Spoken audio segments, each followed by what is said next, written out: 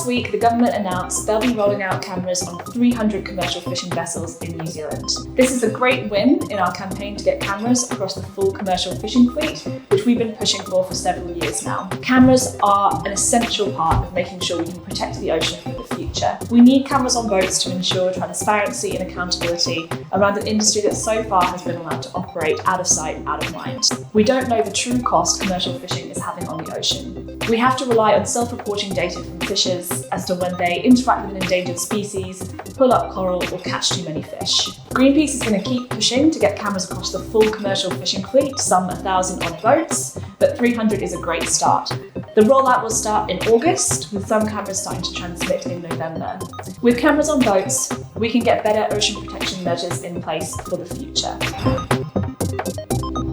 Kia ora. Next week on the 8th of June at 12 p.m. down at the waterfront in Wellington, we are beginning a hikoi to hand in the seabed mining petition to the New Zealand government. We are handing in a petition of over 40,000 people with Ngāti Ruanui and Kiwis against seabed mining. Seabed mining is a really disruptive practice. You dig up the bottom of the sea to provide metals and minerals for humans. It will have huge and widespread impacts across the world. It harms habitats and wildlife. It reduces the ability of the ocean to sequester carbon, meaning that it can't give us every second breath that we take as it does currently.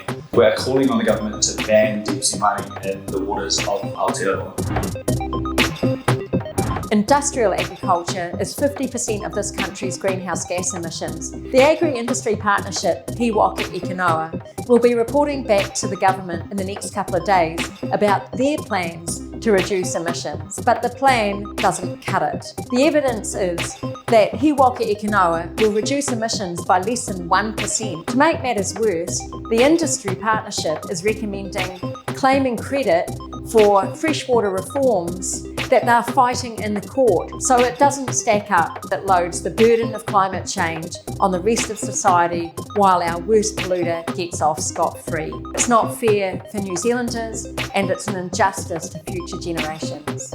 We need the agricultural industry, and intensive dairying in particular, to pay their way, reduce their emissions, reduce their impact on our fresh water, phase out synthetic nitrogen fertiliser, and halve the dairy herd. A big problem we have in New Zealand is nitrate contamination of drinking water. A big report came out this week from Dr. Mike Joy and other scientists showing that it would take 11,000 litres of water to dilute the pollution from the production of 1 litre of dairy milk on the Canterbury Plains. There's simply not enough water in the environment to deal with this pollution from dairy farming. It's a big problem for people in Canterbury. We know that nitrate in drinking water is associated with blue baby syndrome, colorectal cancer, and also preterm and underweight birth and birth defects. 68% of monitored wells, according to Environment Canterbury, have got worsening nitrate contamination.